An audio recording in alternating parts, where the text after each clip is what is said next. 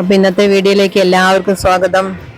അങ്ങനെ നമ്മളെ കർക്കിടക മാസം അങ്ങനെ പോയി, പൊന്നിൻ ചിങ്ങമാസം വന്നിരിക്കുകയാണ്. കുറേ നാശനഷ്ടങ്ങളും നമ്മളുടെ സഹോദരങ്ങളുടെ ജീവനൊക്കെ അപഹരിച്ചാണ് കള്ളക്കർക്കിടകം പോയത്.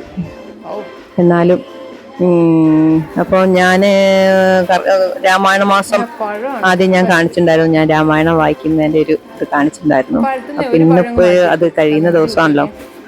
അപ്പൊ ഞങ്ങളെ നാട്ടിലേക്കൊക്കെ ഇങ്ങനെ രാമായണ മാസം അവസാനിക്കുമ്പോൾ ഇങ്ങനെയൊക്കെ ഒന്ന് ചെയ്യലുണ്ട് കേട്ടോ. ഗണപതി മോനാണിത് ചെയ്തുകൊണ്ടിരിക്കുന്നത്. ഗണപതിക്ക് നമ്മൾ വെക്കില്ലേ, അതുപോലെ അതില് കൽക്കണ്ടം, ശർക്കര, മുന്തിരി, പഴം അങ്ങനെയുള്ളതൊക്കെ വെച്ചിട്ട് നമുക്ക് വിളക്ക് കത്തിച്ച് അതിൻ്റെ മുമ്പിൽ ഇരുന്നിട്ട് രാമായണം വായിച്ചിട്ട് തീർക്കണം എന്നാണ് കേട്ടോ. അപ്പം ഞാൻ പിന്നെ രാമായണം ഞാൻ വായിക്കുന്നത് എടുക്കാത്ത എന്താന്ന് ചോദിച്ചാൽ അത്ര ഭംഗിയായിട്ടൊന്നും വായിക്കാനൊന്നും എനിക്കറിയില്ല. ഞാൻ എൻ്റെ രീതിയിൽ എൻ്റെ ഇതിലങ്ങനെ വായിക്കുന്നതാണ്. അപ്പം അത് നിങ്ങൾക്ക് കേൾപ്പിക്കണ്ടല്ലോ എന്ന് വിചാരിച്ചു, അതുകൊണ്ട് എടുക്കാഞ്ഞതാണ് കേട്ടോ. അങ്ങനെ അതൊക്കെ മോനിങ്ങനെ നല്ല ഭംഗിയായിട്ട് ചെയ്തു വന്നു. ഓരോ നാട്ടിലേക്കും എല്ലായിടത്തും ഇങ്ങനെ ഉണ്ടോയെന്ന് എനിക്കറിയില്ല. ഞാനിങ്ങനെ ഇവിടെ വന്നേരം ഞാൻ ഇങ്ങനെയാട്ടോ ചെയ്യല്. ഞാനിപ്പോൾ ഒരു 4-5 കൊല്ലമൊക്കെ ആയിട്ട് ഞാനിങ്ങനെ ചെയ്യലുണ്ട്. അപ്പോൾ അത് ഞങ്ങൾ കുറച്ചു നേരം വെച്ച് രാമായണം വായിച്ച് കഴിഞ്ഞ ശേഷം നമ്മളിത് അമ്പലത്തിലൊക്കെ ചെയ്യും പോലെ പഴവും ഇത് തേങ്ങ അവിടെ അവിടെ വെച്ച സാധനങ്ങൾ മൊത്തം എടുത്തിട്ട് നമ്മൾ അവിലും എല്ലാം ഇട്ടിട്ട് അരിഞ്ഞിട്ടിട്ട് കുഴച്ചിട്ട് പ്രസാദം ഉണ്ടാക്കുമല്ലോ, അമ്പലത്തിലൊക്കെ നമുക്ക് തരില്ലേ, അതുപോലെ നമ്മൾ ഉണ്ടാക്കുകയാണേ. അങ്ങനെ ആദിക്കുട്ടനും മോനും കൂടി തന്നെയാണ് അതൊക്കെ ചെയ്യുന്നത്. പിന്നെ ഇതിലൊക്കെ എന്തെങ്കിലും തെറ്റുകുറ്റങ്ങൾ ഉണ്ടെങ്കിൽ കാരണവന്മാരൊക്കെ ഉണ്ടാവുമല്ലോ, അത് കാണുന്നവർ എൻ്റെ ചാനലിൽ കാണുന്നവരുണ്ടെങ്കിൽ എന്തെങ്കിലും തെറ്റുകുറ്റങ്ങൾ ഉണ്ടെങ്കിൽ ഒന്ന് പറഞ്ഞു തരണം കേട്ടോ. എനിക്ക് അറിയുന്നത് പോലെ ചെയ്തതാണ്. എല്ലാം ഭഗവാൻ ക്ഷമിക്കുമെന്ന് വിചാരിക്കുന്നു. അതുപോലെ തന്നെ രാമായണം വായിക്കുന്നതിലും ഇപ്പൊ 4-5 കൊല്ലം ആയതുകൊണ്ട് വലിയ കുഴപ്പമൊന്നും ഇല്ലാണ്ട് വായിക്കുന്നുണ്ടെന്ന് എനിക്ക് തോന്നുന്നു. ആദ്യമൊക്കെ ഭയങ്കര ബുദ്ധിമുട്ടെന്ന് പറഞ്ഞാൽ നമുക്ക് സംസ്കൃത ശ്ലോകങ്ങളല്ലേ അധികം വരുന്നത്. അപ്പൊ അതുകൊണ്ട് നമുക്ക് കുറച്ച് ബുദ്ധിമുട്ടുണ്ടാവും. പിന്നെന്ന് പറഞ്ഞാൽ തെറ്റുകൾ വരാൻ പാടില്ല, വായിക്കുമ്പം വേർഡ്സ് മുറിഞ്ഞു പോകാൻ പാടില്ല, അങ്ങനെയൊക്കെ എന്തൊക്കെയോ നിയമങ്ങളുണ്ട് ഇതിനകത്ത്. അപ്പൊ ഞാൻ എന്നെ കൊണ്ട് കഴിയുന്ന പരമാവധി ഞാൻ ചെയ്തിട്ടുണ്ട് എന്ന് വിചാരിക്കുന്നു. അപ്പം എല്ലാം കുഴച്ച് വെച്ച് എല്ലാവർക്കും കൊടുത്തു. ആദ്യക്കൊട്ടും അതാ കഴിക്കുന്നത്. ആദ്യക്കൊണ്ടിന് ഭയങ്കര ഇഷ്ടമായി അത്. പിന്നെ ഭയങ്കര അവനിത് കണ്ടപ്പോൾ ചോദിച്ചു, എന്താ ഇത് സാധനം, ഇതെന്താ ചെയ്യുന്നതെന്നൊക്കെ ചോദിച്ച്. അപ്പൊ ഞങ്ങൾ പറഞ്ഞു ഉമ്പൂറ്റിക്ക് കൊടുത്തതാണ്. അപ്പൊ നമ്മളിതിങ്ങനെ ചെയ്തിട്ട് എല്ലാവരും കഴിക്കണം, അപ്പൊ നല്ല ബുദ്ധി ഉണ്ടാവും, ശക്തി ഉണ്ടാവും എന്നൊക്കെ പറഞ്ഞപ്പോൾ വേഗം വാങ്ങി കഴിച്ചു. ഭയങ്കര ഭക്തിയാണ് അങ്ങനെ. അപ്പൊ അതൊക്കെ കഴിഞ്ഞപ്പം പെങ്ങളുടെ എന്ന് പറഞ്ഞ മാഷ്, എൻ്റെ നാത്തൂൻ്റെ മക്കള് വന്നിട്ടുണ്ടായിരുന്നു. വെറുതെ വന്നതാണ്.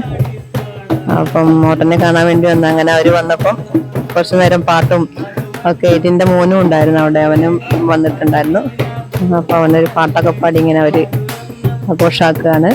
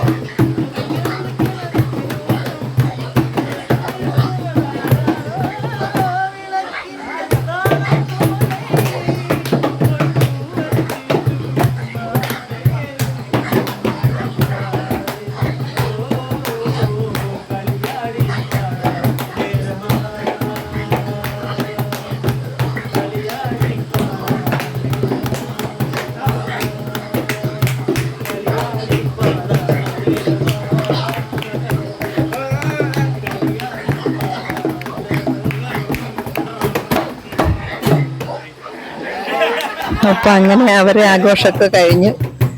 അങ്ങനെ സന്തോഷമായിട്ട് എല്ലാരും പോയി.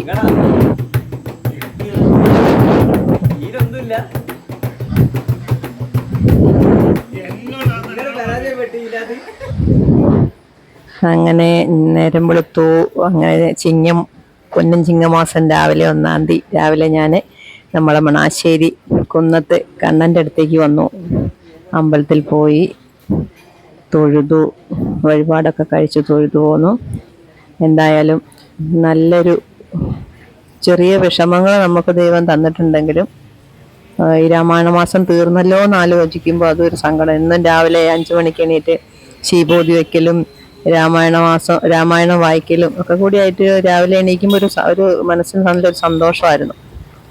എന്തായാലും അടുത്ത കൊല്ലം രാമായണം വായിക്കാൻ കഴിയുമെന്ന് വിചാരിക്കുന്നു. അങ്ങനെ ഇന്നത്തെ വീഡിയോ അവസാനിച്ചു. അപ്പോൾ എല്ലാവരും